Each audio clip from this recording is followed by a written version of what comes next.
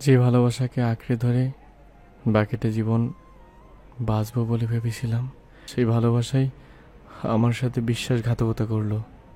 আবারও ফিরে এলো ওই মানসিক যন্ত্রণাগুলো। ভালোবাসা শব্দটার উপর থেকে রীতিমতো বিশ্বাস উঠে গেল। মনে হতে লাগলো ভালোবাসাতেই তো বিশ্বাসঘাতকতার স্বাদ নিতে হয়। জীবনের সব থেকে খারাপ সময় ছিল ডিভোর্সের পরের ওই কয়েকটা বছর। প্রত্যেকটা দিন যেন ছিল এক এক বছরের সমান। এক একটা দিন পার করা হয়ে ওঠে সব থেকে কষ্টকর।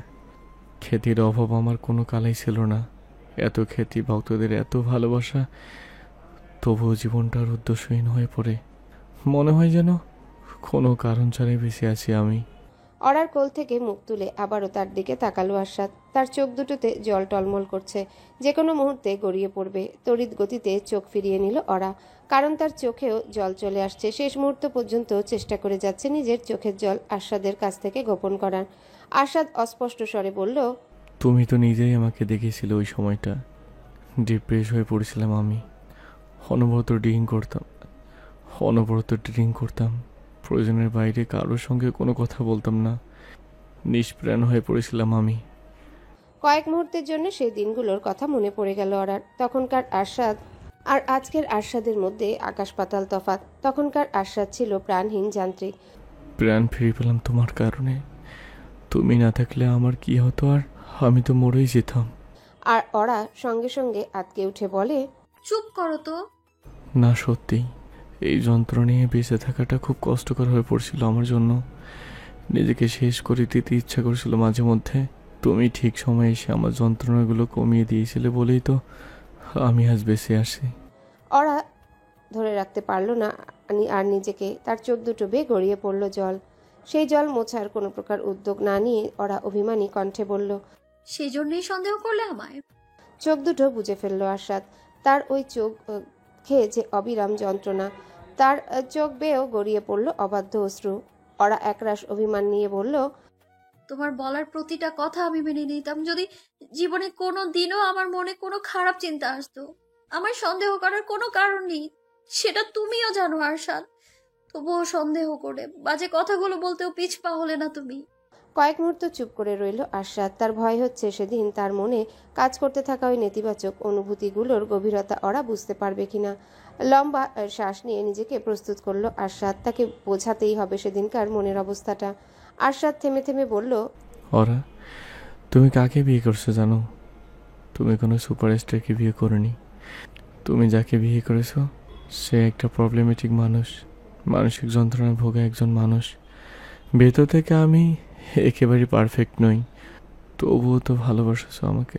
ওরা চুপ করে রইল। আসলেই তো সেই যান্ত্রিকতায় ডুবে থাকা আশাদকেই তো ভালোবেসেছে সে। আশাদ ক্ষীণস্বরে বলল, ওরা, আমি ট্রমাটাইজ হয়ে পড়েছিলাম, এমনকি এখনও ট্রমাটাইজ। তুমি যখন ঢাকার বাইরে চলে গেলে আমার তখন মনে হচ্ছিল অতীতের সময়টা আবারও ফিরে এসেছে। আমি জানি না কতটুকু বিশ্বাস করবে আমার কথাগুলো, কিন্তু এটাই সত্যি। ওরা, আমি যখন দেশের বাইরে শুটিংয়ে গিয়েছিলাম তখনই নৌসিন তার মামাতো ভাইয়ের সাথে অ্যাফেয়ারে জড়ায়। আমার থেকে দূরে থাকে, আমার বিশ্বাসের সুযোগ নেই সে। আমি ভেবেছিলাম তুমিও তাই করবে। ওরা কয়েক মুহূর্ত চুপ করে থেকে বলল, এমনটা ভাবলে কি করে তুমি? আমি কেন এমনটা করব? এতদিনে এই চিনলে তুমি আমায়। চিনেছি তো ওরা, নিজের থেকেও ভালো করে চিনেছি। আমি জানি তুমি কখনোই এমনটা করবে না। এসব চিন্তা কোনোদিন তোমার মস্তিষ্কে আসবে না। কিন্তু ওই যে বললাম, সমস্যাটা আমারই। ভেতরে ভেতরে পাগল হয়ে যাচ্ছিলাম আমি। কোনোটা অতীত আর কোনটা বর্তমান আলাদা করতে পারছিলাম না। আশাদের চোখে মুখে প্রগাঢ় অপরাধবোধ দেখতে পাচ্ছে ওরা। নিজেদের মধ্যে সম্পর্কটা ঠিক করাই তার একমাত্র উদ্দেশ্য নয়। সত্যিই সে অনুতপ্ত। সত্যিই তার ইচ্ছা করছে নিজের করা কাজের জন্য নিজেকে ভয়ানক শাস্তি দিতে। আশাদ দুহাতে চোখের জল মুছল, তবুও লাভ হলো না কোনো। টপ টপ করে আবারও বেয়ে পড়ল অশ্রুগুলো। আশাদ অনুতপ্ত স্বরে বলল, একজনকে ভালোবেসে তার কাছ থেকে আঘাত পেয়ে দীর্ঘদিন ভুগছি আমি। বারবার মনে হচ্ছিল আরও একটা আঘাত আমি সহ্য করতে পারবো না। নিজেকে যন্ত্রণা থেকে বাঁচাতে গিয়েই ওই পাগলামিটা করে ফেলেছি। ঝোঁকের মাথায় তোমার ঘরে স্পাই ক্যামেরা লুকিয়ে রাখতেও দ্বিধাবোধ করিনি। আর সেই দিন আমাকে বলা ওই কথাগুলো? আরশাদ আরও কয়েকগুণ অনুতাপ নিয়ে বলল, ওরা বিশ্বাস করো, আমি একটা কথা মন থেকে বলিনি। সেদিনও আমি ট্রমাটায় ছিলাম। তোমাকে তো বলেছিলাম, ধরা পড়ে যাওয়ার পর নৌসিন বারবার নিজেকে জাস্টিফাই করেছিল। তোমার প্রতিবাদের কারণে যৌক্তিক ছিল। কারো ঘরে স্পাই ক্যামেরা লুকিয়ে রাখাটা অন্যায়, কিন্তু আমার বরাবর মনে হচ্ছিল তুমি প্রতিবাদ করছো, কারণ তুমি গিল্টি, ঠিক যেমনটা নৌসিন করেছিল। দীর্ঘশ্বাস ফেলল আরশাদ। তার মনের মধ্যে কালবৈশাখী ঝড় বয়ে যাচ্ছে। অনেক সাহস সঞ্চয় করে আজ ওরাকে মনের কথাগুলো বলছে সে।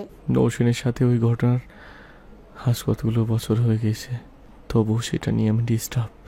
ওই ঘটনা ভেবে ভেবে আমি ট্রমাটাইজ হয়ে পড়েছি, পাগল হয়ে যাচ্ছে আমি।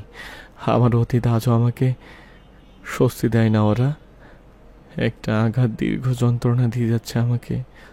জানি না আরও কত যন্ত্রণা পেতে হবে এই একটা আঘাতের জন্য। আমি তোমাকে কষ্ট দিতে চাইনি ওরা, তোমাকে কষ্ট দিয়ে আমি ভালো নেই, তিলে তিলে শেষ হয়ে যাচ্ছি। আবারও কেঁদে ফেলল আরশাদ। এবার চোখের জলের ধারা খরস্রোতা নদীকেও হার মানাবে। নিঃশব্দে সে মুখ লুকালো অরার কোলে। আরশাদের এই কান্না সহ্য করতে পারছে না ওরা। নিজের কাপা কাপা হাতটা রাখলো তার মাথার উপরে। আরশাদ অরার কোলে মুখটা লুকিয়ে রেখে কান্না জড়িত ব্যাকুল কণ্ঠে বলল, আমাকে মাফ করে দাও ওরা, যত খুশি তত শাস্তি দাও। যতটা কষ্ট আমি তোমাকে দিয়েছি তার দেখো 1000 গুণ বেশি কষ্ট দাও, তবুও মাফ করে দাও প্লিজ। অনেকটা সময় এভাবেই কেটে গেল। ওরা কোনো কথা বলল না।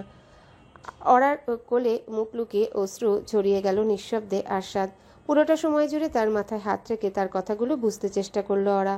ট্রমা কি সে জানে। সে ছোটবেলায় নতুন মায়ের অত্যাচারের শিকার হয়েছিল সে। আজ পর্যন্ত সে ট্রমা তাকে জ্বালায়। আজও সে নতুন মাকে দুঃস্বপ্নে দেখে। ট্রমা বলতে কিছু আসলেই আছে, এটা মানুষের তৈরি নয়। ওরা নিজে যেহেতু এই পরিস্থিতির শিকার, তাই আরশাদের মনের অবস্থাটা বুঝতেও তার অসুবিধা হলো না। প্রতিবারের মতোই সবার থেকে ভালো করে আরশাদকে বুঝলো ওরা। ওরা হঠাৎ কি যেন মনে করে চোখের জলগুলো মুছে ভেতরকার আর্দ্রতা দূর করার চেষ্টা করলো। খানিকটা আদেশের সুরে আরশাদকে বলল, উঠে বসো। আরশাদ সঙ্গে সঙ্গে বাধ্য ছেলের মতো উঠে অরার পাশে সোফায় বসলো। অরার দিকে তাকাতে পারছে না সে, তার দৃষ্টি মেঝের দিকে আবদ্ধ। অরা তার কোমল স্পর্শে মুছে দিল আরশাদের চোখের জল। আরশাদ চোখ দুটো বুজে সেই স্পর্শে মাখছে নিজেকে। চোখের জল মুছে হাত দিয়ে অরা ঠিক করে দিল তার এলোমেলো চুলগুলো। আমার কে কোথায়? স্বাভাবিক কথা বলছে, তবুও যেন অরার কণ্ঠে একটা রাগী রাগী ভাব। রাগ তার মাঝে বিন্দুমাত্র অবশিষ্ট নেই, তবুও যেন রাগের ভাবটা ধরে রাখতে ইচ্ছা করছে। আরশাদ উঠে গিয়ে পরীর আকৃতির ওই কেকটা নিয়ে এলো। কেকের উপরে আগে থেকে মোমবাতি সাজানো ছিল। আরশাদ পকেট থেকে লাইটার বের করে এক এক করে সবগুলো মোমে আগুন জ্বালালো। অরা রীতিমতো ধমক দিয়ে বলল, এই তোমার কাছে লাইটার কি করছে? আবার স্মোকিং শুরু করেছো? আরশাদ চুপ করে রইল। অরাকে সে কথা দিয়েছিল সিগারেট খাওয়ার মাত্রা কমিয়ে আনবে, যদিও এই কয়েকদিনে সেই প্রতিশ্রুতি ভেঙে গেছে। গত দুদিনে আরশাদ যে কতগুলো সিগারেট খেয়েছে সেই হিসাব তার নিজের কাছেও নেই। আরশাদ শুকনো গলায় বলল, সরি। অরা ক্রুদ্ধ গলায় বলল, আমার খেয়ে দেওয়ার কোনো কাজ নেই তাই না? সারাদিন শুধু তোমার সরিই শুনতে থাকবো। আরশাদ চুপ করে তাকিয়ে রইল মেঝের দিকে। সে যা করেছে তারপর অরার রেগে যাওয়াটাই স্বাভাবিক, বরং এই পর্যন্ত সে কমই রেগেছে। আচমকা আরশাদকে অবাক করে দিয়ে অরা জড়িয়ে ধরল তাকে, শক্ত করে জড়িয়ে ধরে তাকে আশ্বাস দিচ্ছে, আমি আছি তো।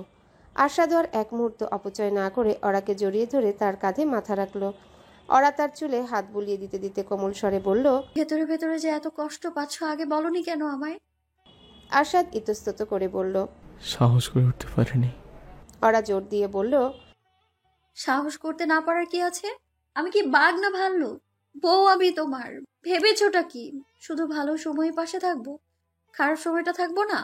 আরশাদ অনুতপ্ত স্বরে বলল, কিন্তু আমি তো তোমাকে অনেক কষ্ট দিয়েছি ওরা। তা দিয়েছো, কিন্তু দিয়ে তো কোনো মজা পাওনি, উল্টো নিজেই কষ্ট পেয়েছো। আরশাদ ক্লান্ত ভঙ্গিতে বলল, ভুল তো করেছি, তোমার যা ইচ্ছা তাই শাস্তি দাও আমাকে। আমি কি আদালত খুলে বসেছি যে শাস্তি দিব? শাস্তি যা পাওয়ার তুমি তো পেয়ে গিয়েছো। আরশাদ অবাক চোখে তাকালো অরার দিকে। এই মেয়েটা এত ভালো কেন? আরশাদ যা করেছে অন্য কেউ হলে তো তাকে বুঝতেই চাইতো না। অরা তাকে বুঝেছে, নির্দ্বিধায় ক্ষমাও করে দিয়েছে। আসলেই কি সে এত ভালো একটা মেয়ের ভালোবাসার যোগ্য? নিঃশব্দে দুজনাই কেক কাটলো। নীরবতার একটা ভাষা আছে। এই মুহূর্তে নীরবতা উচ্ছ্বাসে উড়ে বেড়াচ্ছে দুজনার আশেপাশে। অরাকে কেক খাইয়ে দিল আরশাদ, অরাও তাকে খাইয়ে দিল।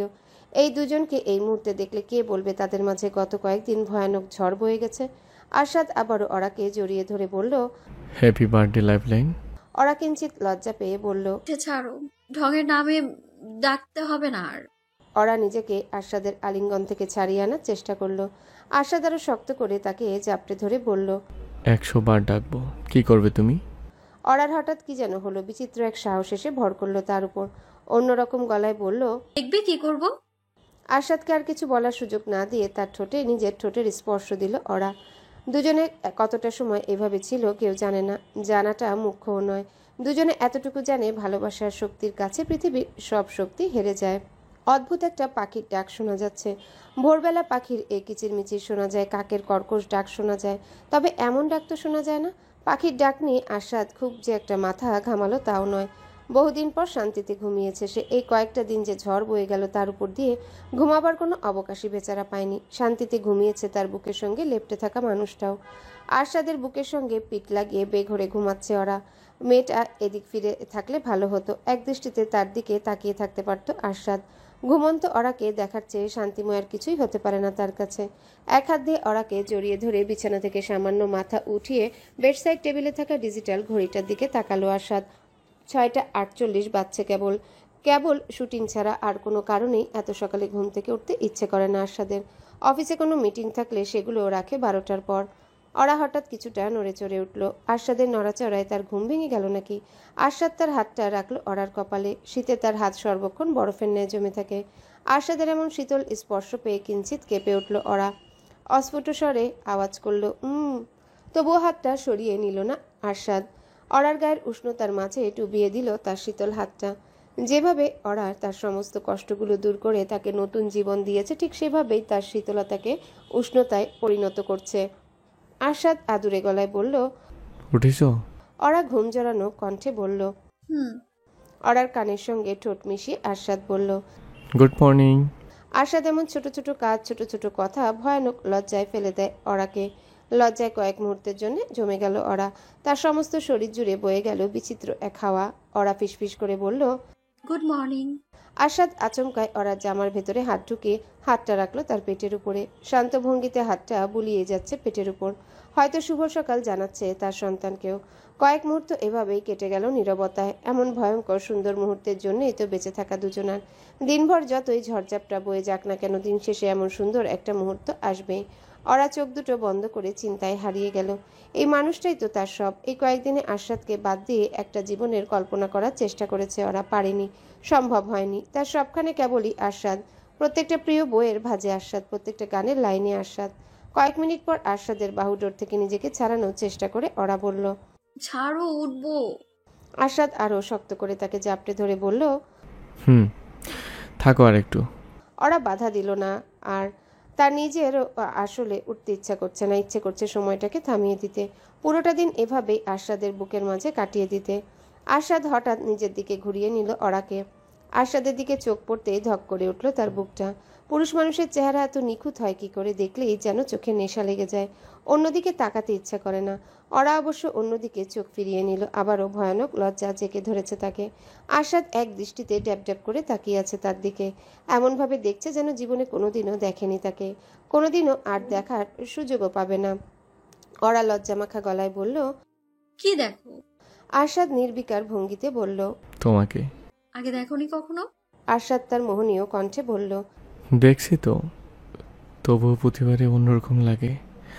এক এক সময়ে এক এক রকম সুন্দর লাগে তোমাকে। সেটা কি রকম? আরশাদ নেশালো কণ্ঠে বলল।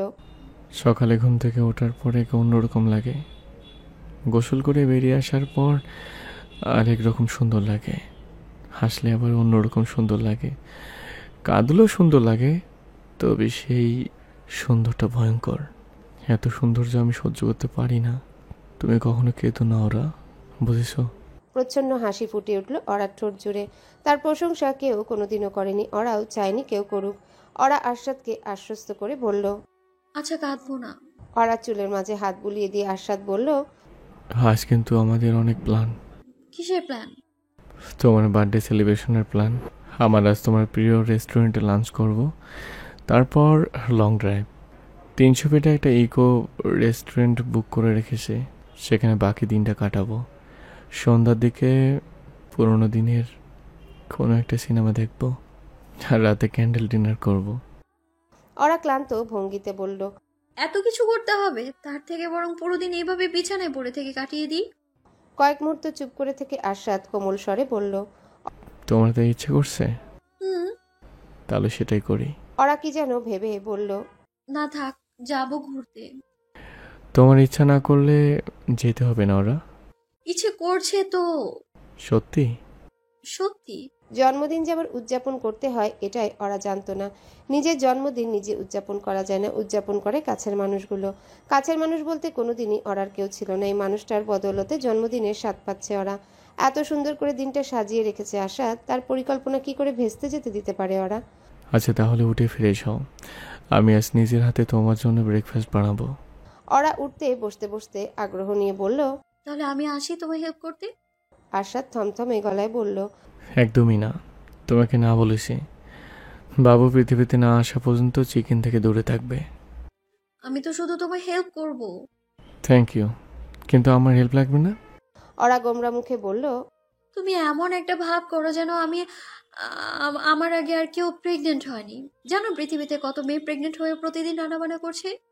আশাদ নির্বিকার ভঙ্গিতে বলল, পৃথিবীর কোন মেয়ে কী করেছে সেটা দিয়ে আমার দরকার কি? তুমি চিকেনের ধারের কাছেও যাবে না, এটা আমার সোজা কথা। গোমরা মুখে বসে রইল ওরা। এই ছেলেটাকে নিয়ে আর পারা যায় না। যেদিন থেকে জানতে পেরেছে ওরা মা হতে যাচ্ছে, সেদিন থেকে রীতিমতো পুতুল বানিয়ে রাখে তাকে। ওরার বাচ্চাদের মতো গোমরা মুখ করে রাখা দেখে হাসি পেয়ে গেল আরশাদের। কি বলবে এই মেয়েটা দুদিন নিজেই বাচ্চার মা হবে। সূক্ষ্ম এক হাসি হেসে আরশাদ বলল, আচ্ছা, তোমাকে একটা কাজ দিচ্ছি, নিজে ফ্রেশ হয়ে গিয়ে কথাকে উঠাও, ওকে ব্রাশ করতে হেল্প করো। ওরা বিছানা থেকে উঠতে উঠতে গম্ভীর গলায় বলল। তোমায় দিতে হবে না, এই কাজ আমি প্রতিদিনই করি। আরেক দফা হাসি পেয়ে গেল আরশাদের। বাইরের দুনিয়ার কাছে ওরা তীক্ষ্ণ বুদ্ধিমত্তা আর বিচক্ষণতা সম্পন্ন একজন মানুষ।